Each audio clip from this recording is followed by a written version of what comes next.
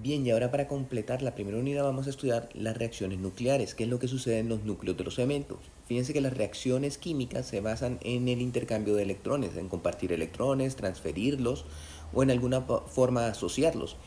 Pero ahora vamos a ver una parte lateral de la química, que son las reacciones en el núcleo, lo que sucede en el núcleo, o sea, lo que le pasa a los protones y a los neutrones. Primero hemos de considerar la existencia de isótopos. Por ejemplo, el hidrógeno existe como hidrógeno 1, hidrógeno 2, hidrógeno 3. El hidrógeno 1 tiene un protón y 0 neutrones. Es estable, o sea que se forma y nunca se desarma. Recuerden que ustedes en la presentación dijeron que el hidrógeno se había originado en el Big Bang, pues ahí se mantiene sin destruirse, a menos que lo fusionen y lo vuelvan helio, que también explicaron. Si no, ahí se va a mantener el hidrógeno por toda la eternidad. El hidrógeno 2 está formado por un protón y un neutrón. Es estable y es llamado deuterio. También recibe el nombre de deuterio en vez de hidrógeno 2. También con lo que les digo que estable es que una vez que se forma permanece sin variar, a menos que lo fundan, o sea que lo calienten y lo unan con otro elemento, entonces ahí sí, pero porque se destruya por estarse moviendo por el universo no le pasa nada. Y el hidrógeno 3, que está formado por un protón y dos neutrones, que es radioactivo. Eso quiere decir que es inestable, que se está transformando en otros elementos. Su duración es de segundos. Algunos elementos son inestables y duran años. Este es sumamente inestable, dura segundos o microsegundos. También se le llama el tritio. Ahora noten que tienen en común todo esto: hidrógeno 1, hidrógeno 2, hidrógeno 3. Todos tienen un protón. Lo que define a un elemento es la cantidad de protones que tienen. La cantidad de neutrones es variable. Un ejemplo es el estaño, que se presenta como 9 isótopos en la naturaleza. Ahora existen pocos elementos que no tengan isótopos. Estos son el aluminio 27, el fósforo 31 y el manganeso 55. Recuerden que aquí al poner aluminio 27 quiere decir que su número atómico, o sea, la suma de los protones y de los neutrones de las partículas del núcleo, suman 27. Para el fósforo es 31, o sea que la suma de sus neutrones más protones suma 31, y el manganeso lo mismo. Noten aquí en el hidrógeno 1 que tiene un protón, 0 neutrones, por eso hidrógeno 1. El hidrógeno 2, un protón, un neutrón, por lo tanto hidrógeno 2. Ahora vean que estos elementos, si la suma de protones y neutrones es 27, cada protón y cada neutrón pesan un poquito más de una unidad de masa atómica. Entonces el peso atómico debería de ser 27 o un poco superior para el fósforo 31 o para el manganeso 55. Ahora vean qué es lo que sucede. Aquí tenemos el aluminio. Si logran ver, el peso atómico es de 26.982, inferior al 27. Para el fósforo y tiene 30.974, también inferior al 31, que debería ser el peso del único isótopo que tiene, o un poquito mayor. Y el manganeso es 54.938, también inferior al peso al número de masa, que es de 55. Entonces, ¿a qué se debe esa diferencia? Podríamos pensar que es una diferencia en el peso que pesamos y no nos salió exacto. No, realmente fíjense que ahí se está dando un proceso que definió Einstein, que dice E es igual a mc al cuadrado. Entonces, en ese espacio tan pequeño que es un núcleo, la masa se está convirtiendo en energía, y esa energía es lo que mantiene que los núcleos sean estables. Entonces hay que considerar que también ahí ese núcleo es una partícula sumamente especial, en donde se da ese tipo de procesos, tal como les voy a explicar un poco más adelante. Ahora, les hablaba que algunos elementos decaen espontáneamente. Para el caso del uranio, 238, número atómico 92, y entonces tendría el restante en neutrones, se convierte en torio 234 y desprende una partícula alfa. A este se le conoce como el decaimiento alfa, en donde se desprende la partícula alfa que la habían mencionado, está formada por dos neutrones y dos protones, o sea, un núcleo del helio. En el decaimiento beta, por ejemplo, el cobalto, número atómico, el cobalto, número atómico 27, se convierte en el níquel, número atómico 28.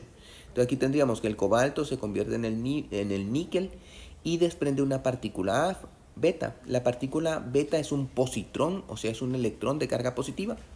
Y de hecho, lo que está sucediendo es que un neutrón se está convirtiendo en un protón en este decaimiento beta.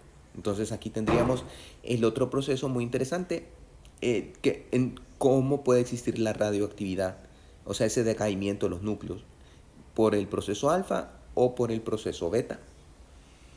Y vean que en algunos casos este proceso puede ser provocado para el caso en el uranio 235. El uranio 235 es inestable, sin embargo dura años siempre va a estar emitiendo radioactividad y convirtiéndose en otro elemento, pero nosotros podemos acelerar ese proceso bombardeándolo con neutrones.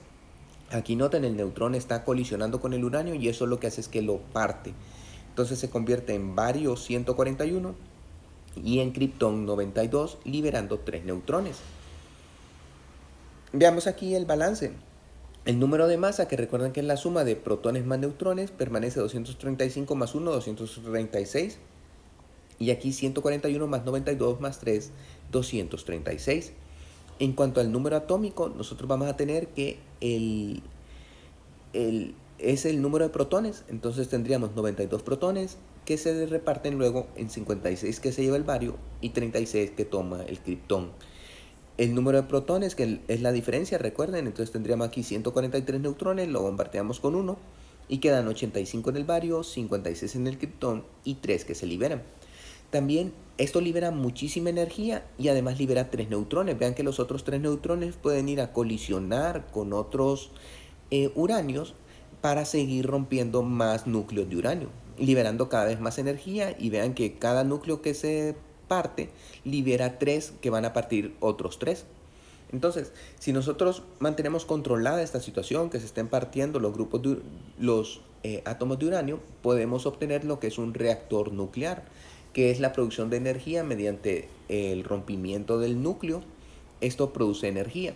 O también podríamos, si lo dejamos descontrolado por completo, la colisión de los neutrones con los uranios liberará tanta energía que dará paso a una bomba atómica.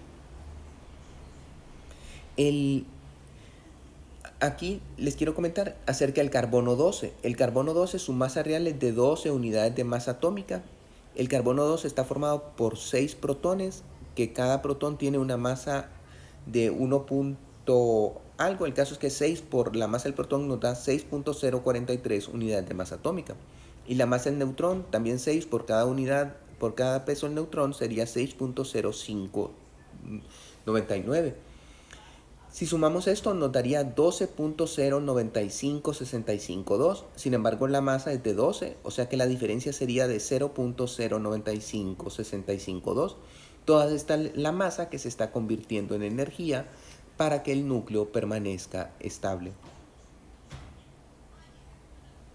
Y aquí tenemos los principales procesos de decaimiento.